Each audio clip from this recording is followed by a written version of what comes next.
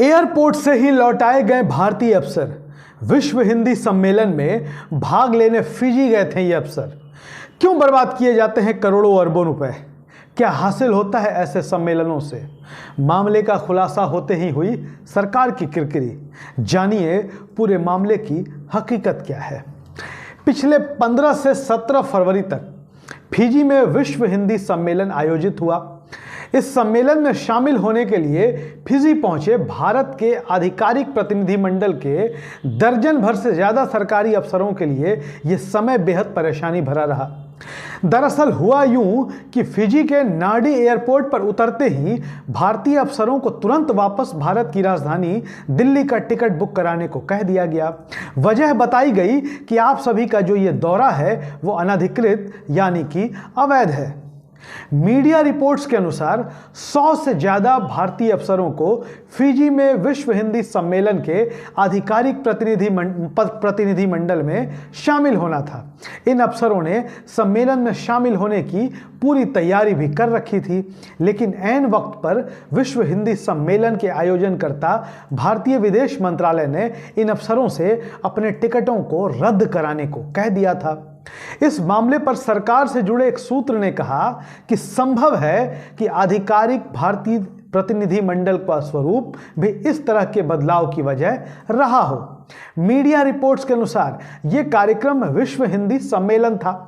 कायदे से इसमें कुछ सरकारी अफसर होते, कुछ हिंदी के विद्वान होते, कुछ शिक्षाविद होते, पत्रकार होते हैं, हिंदी के कवि या लेखक होते हैं, लेकिन फिजी जाने वाले इस प्रतिनिधि मंडल में सिर्फ सरकारी अधिकारी थे। ऐसा लग रहा था कि ये सरकारी अफसरों का प्रतिनिधि मंडल था। दरअसल विश्व हिंदी सम्मेलन के पीछे का मकसद हिंदी भाषा और हिंदी भाषा से संबंधित गतिविधियों को वैश्विक स्तर पर लोकप्रिय बनाना और हिंदी भाषा को बढ़ावा देना था। सर्वप्रथम विश्व हिंदी सम्मेलन महाराष्ट्र के नागपुर में 1975 में आयोजित किया गया था।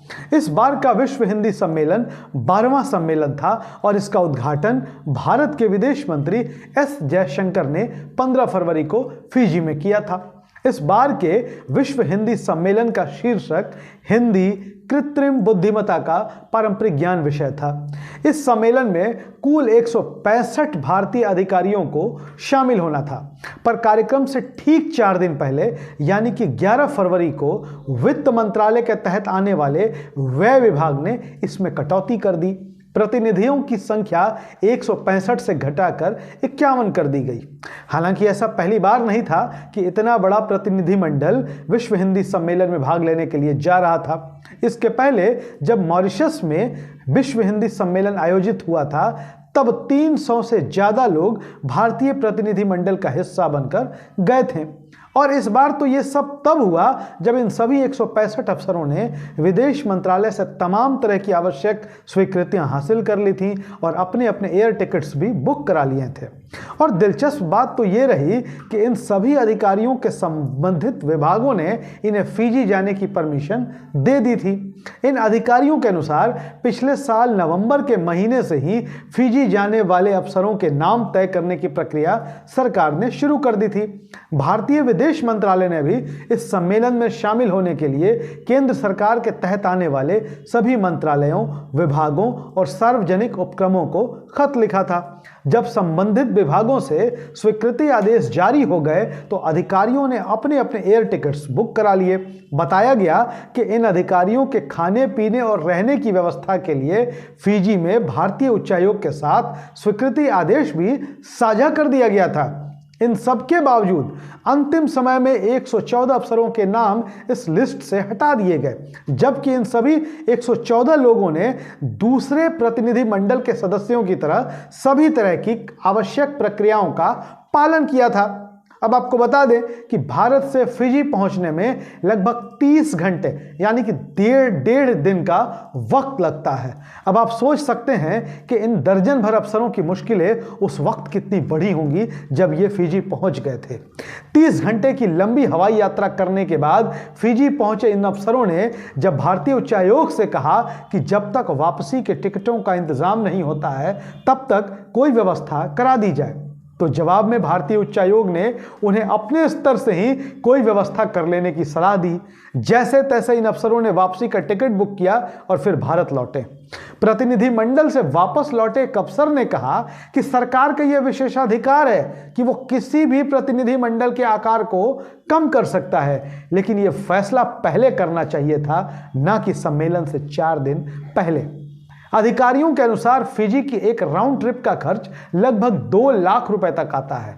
अब सवाल यह उठता है कि जब इन अफसरों की यात्रा को वित्त मंत्रालय ने अनधिकृत माना है, तो अब इन सब का खर्च कौन उठाएगा?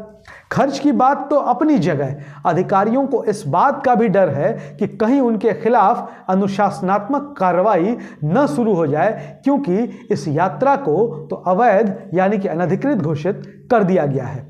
पर इन तमाम घटनाक्रमों के बीच एक बड़ा सवाल हमारे सामने आता है कि आखिर इतनी बड़ी संख्या में अधिकारियों को भेजा ही क्यों जाता है विश्व हिंदी सम्मेलन में?